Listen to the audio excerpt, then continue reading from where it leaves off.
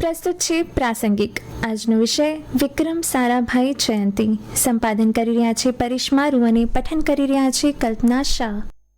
ભારતને અણુ અને વિજ્ઞાનના ક્ષેત્રમાં વૈશ્વિક સ્તરે આગવી ઓળખ અપાવનાર મહાન વૈજ્ઞાનિક એટલે ડોક્ટર વિક્રમ સારાભાઈ. તેમને ભારતીય અંતરિક્ષ કાર્યક્રમના પિતા, father of the Indian space program તરીકે ઓળખવામાં આવે છે. વિજ્ઞાન, ઉદ્યોગ, શિક્ષણ અને અંતરિક્ષ સંશોધન ક્ષેત્રે તેમણે આપેલું અપ્રતિમ યોગદાન ભારત હંમેશા યાદ રાખશે. દર વર્ષે 12મી ઓગસ્ટે ડોક્ટર વિક્રમ સારાભાઈની જન્મ જયંતિ ઉજવવામાં આવે છે, જે આપણને તેમના જીવન અને દેશ પ્રત્યેના સમર્પણની યાદ અપાવે છે. ડોક્ટર વિક્રમ સારાભાઈનો જન્મ 12મી ઓગસ્ટ 1919ના રોજ અમદાવાદના એક સમૃદ્ધ અને પ્રતિષ્ઠિત જૈન પરિવારમાં થયો હતો. તેમના પિતાનું નામ અંબાલાલ સારાભાઈ અને માતાનું નામ સરલાદેવી હતું. તેમનો પરિવાર માત્ર ઉદ્યોગપતિ જ નહીં, પરંતુ દેશની આઝાદીની લડતમાં અને સામાજિક કાર્યમાં પણ આગળ હતો. નાનપણથી જ વિક્રમભાઈને વિજ્ઞાન અને ગણિત પ્રત્યે ખૂબ જ ઊંડો રસ હતો. પ્રાથમિક શિક્ષણ અમદાવાદમાં પૂર્ણ કર્યા બાદ તેઓ વધુ અભ્યાસ માટે ઇંગ્લેન્ડની પ્રખ્યાત કેમ્બ્રિજ યુનિવર્સિટી ગયા. ત્યાં તેમણે પ્રાકૃતિક વિજ્ઞાન, નેચરલ સાયન્સીસમાં પદવી મેળવી. બીજા વિશ્વયુદ્ધ દરમિયાન તેઓ ભારત પરત ફર્યા અને બેંગ્લોરની ઇન્ડિયન ઇન્સ્ટિટ્યૂટ ઓફ સાયન્સમાં નોબેલ પુરસ્કાર વિજેતા ડોક્ટર સીવી રમનના માર્ગદર્શન હેઠળ કોસ્મિક રેઝ પર સંશોધન કર્યું. ત્યારબાદ તેમણે કેમ્બ્રિજમાંથી પીએચડીની ડિગ્રી પ્રાપ્ત કરી. ડોક્ટર વિક્રમ સારાભાઈ માત્ર એક મહાન વૈજ્ઞાનિક જ નહોતા, પરંતુ એક કુશળ પ્રબંધક અને સંસ્થાપક પણ હતા.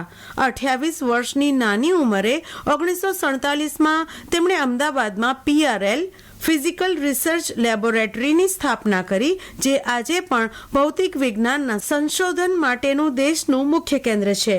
તેમણે ભારતને આધુનિક બનાવવા માટે વિવિધ ક્ષેત્રોમાં સંસ્થાઓની સ્થાપના કરી, જેમ કે ઇસરો, ભારતીય અંતરિક્ષ સંશોધન સંગઠનની પાયાની ઈંટ તેમણે મૂકી. અમદાવાદમાં વિશ્વ પ્રસિદ્ધ ઇન્ડિયન ઇન્સ્ટિટ્યૂટ ઓફ મેનેજમેન્ટની સ્થાપનામાં મહત્વનો ભાગ ભજવ્યો. કાપડ ઉદ્યોગના વિકાસ માટે અમદાવાદ ટેક્સટાઇલ ઇન્ડસ્ટ્રીઝ રિસર્ચ એસોસિએશનની શરૂઆત કરી. પોતાની નૃત્યાંગના પત્ની મૃણાલિની સારાભાઈ સાથે મળીને કળા અને પરફોર્મિંગ આર્ટ્સ માટે દર્પણ એકેડેમી સંસ્થા શરૂ કરી. ડોક્ટર સારાભાઈનો દ્રઢ વિશ્વાસ હતો કે ભારતે જો પ્રગતિ કરવી હોય તો આધુનિક ટેકનોલોજી અને અંતરિક્ષ વિજ્ઞાનનો ઉપયોગ સામાન્ય માણસના કલ્યાણ માટે કરવો પડશે. 1963માં તેમણે કેરળના થુંબા ખાતેથી ભારતનો પ્રથમ રોકેટ પ્રક્ષેપિત કર્યો. તેમના જ પ્રયાસોથી 1975માં ભારતનો પ્રથમ ઉપગ્રહ આર્યભટ્ટ અવકાશમાં છોડવામાં આવ્યો. જો કે તે જોવા માટે તેઓ હયાત નહોતા. ઉપગ્રહના માધ્યમથી ગામડાઓ સુધી શિક્ષણ અને માહિતી પહોંચાડવા માટે તેમણે સેટેલાઇટ ઇન્સ્ટ્રક્શનલ ટેલિવિઝન એક્સપેરિમેન્ટ પ્રોજેક્ટની શરૂઆત કરી હતી, જે વિશ્વનો સૌથી મોટો સામાજિક તકનીકી પ્રયોગ ગણાય છે. દેશ પ્રત્યેના તેમના અમૂલ્ય યોગદાન બદલ ભારત સરકારે તેમને 1966માં પદ્મભૂષણ અને 1972માં મરણોત્તર દેશના બીજા સર્વોચ્ચ નાગરિક સન્માન પદ્મ વિભૂષણથી નવાજ્યા હતા. કેરળના તિરુવનંતપુરમ ખાતે આવેલ સ્પેસ સેન્ટરને પણ Vikram Sarabhai space centre VSSC નામ આપવામાં આવ્યું છે. 30 ડિસેમ્બર 1971ના રોજ માત્ર 52 વર્ષની નાની વયે તેમનું આકસ્મિક નિધન થયું.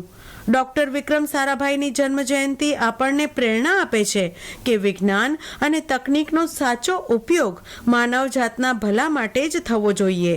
તેમનું જીવન અને કાર્યો આવનારી પેઢીઓ માટે હંમેશા માર્ગદર્શક રહેશે.